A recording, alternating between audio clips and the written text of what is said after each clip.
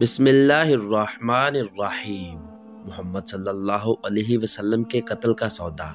آج کی ویڈیو میں آپ کو بتاؤں گا کیسے کفار نے آپ صلی اللہ علیہ وسلم کی دیت دے کر ابو طالب کو کہا کہ محمد صلی اللہ علیہ وسلم کو ہمارے حوالے کر دو، لیکن کیا خوبصورت جواب دیا حضرت ابو طالب نے، سنیے اس ویڈیو میں۔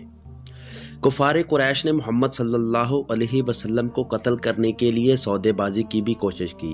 کفار نے چاہا کہ عمارہ بن ولید کو ابو طالب کے سپرد کر دیں اور اس کے عوض ابو طالب محمد صلی اللہ علیہ وسلم کو ان کے حوالے کر دیں تاکہ وہ آپ کو قتل کر دیں۔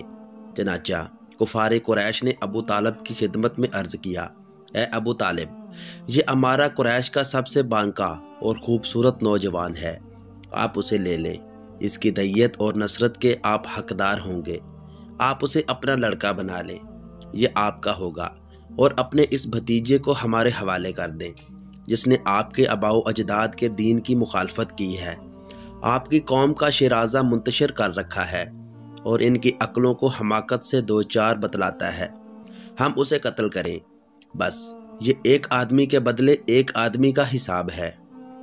ابو طالب نے کہا، خدا کی قسم، کتنا برا سودا ہے جو تم لوگ مجھ سے کر رہے ہو۔